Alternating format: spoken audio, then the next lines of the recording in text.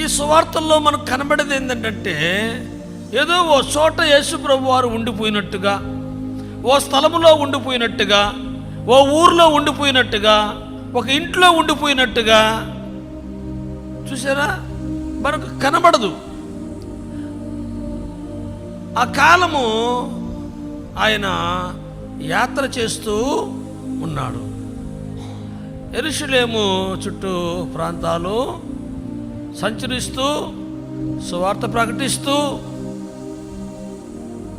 తండ్రి రాజ్యాన్ని గురించి ప్రకటిస్తూ స్వస్థపరుస్తూ తండ్రి యొక్క ప్రేమను మరి ఆయన ద్వారా లోకానికి కనపరుస్తూ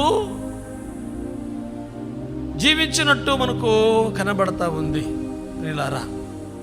కాబట్టి ఒక మాట ఇక్కడ మనము అర్థం చేసుకుంటే, కాలమంతా ఖర్చు పెట్టేసినటువంటి ప్రభు ప్రాణమే కాదు, ప్రాణమంతా మన కోసము పెట్టేశాడు, ప్రాణమంతా పెట్టాడు. చూసారా? అలాగే కాలమంతా చెప్పండి పెట్టాడు. తన యవ్వన కాలమంతా, తన బలమంతా చెప్పండి ఈ లోక రక్షణ కోసం పెట్టాడు. కాబట్టి యేసు ప్రభువులో మనము నేర్చుకోదగిన విషయాలు ఇక్కడ మనకు కనబడతా ఉన్నాయి. ఆయనకి ఈ లోకంలో ఆయనకున్న ఆ కాలాన్ని మన కొరకు ఖర్చు పెట్టాడు.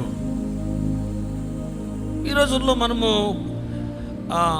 వివాహాలు, కుటుంబాలు, భార్య భర్తలు, పిల్లలు, ఉద్యోగాలు, అనేకమైన వాటితో ముడిపడిపోయి ఆయా వాటికి కాలాన్ని ఖర్చు పెడుతూ మిగిలిన కాలాన్ని కాస్త తీసుకొని వచ్చి దేవునితో గడుపుతూ ఉన్నాం.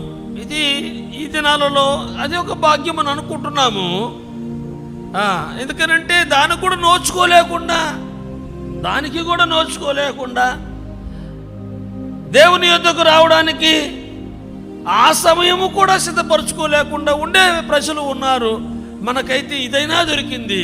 ప్రభువుని చూస్తే ఆయనకి ఆ లోకంలో అడుగుపెట్టినటువంటి దినము నుండి ఆ కాలమంతటిని, ఆ 3.5 సంవత్సర కాలమంతటిని తండ్రి మహిమార్థ నిమిత్తము ఖర్చు పెట్టాడు. ఆనవాళ్ళు కనబడతా ఉన్నాయి.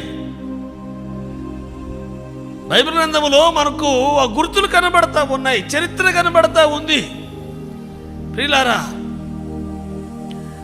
కాబట్టి మన చరిత్ర కూడా ప్రభువు కొరకు మనం ఎంతగా మన కాలాన్ని ఖర్చు పెడుతున్నాము అన్నది కూడా రేపు ఆ లెక్కలు దేవుని దగ్గర ఉంటాయి. అందుకనే ఎప్పుడు నాకు జ్ఞాపకం వచ్చే మాట ఏంటంటే, కాలాన్ని సద్వినియోగం చేసుకునేవాడే నిజమైనటువంటి ఐశ్వర్యవంతుడు, ఆశీర్వాదాలకు పాత్రుడు. కాలమే, ఇక వేరేది ఏమీ లేదు.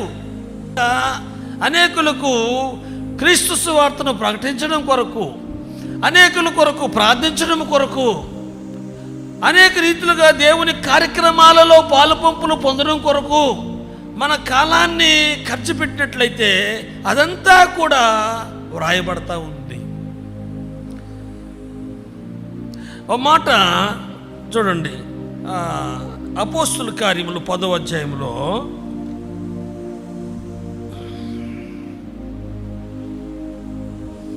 2వ వచనం, 4వ వచనం, 10వ అధ్యాయం, అపోస్తుల కార్యం 10వ అధ్యాయము.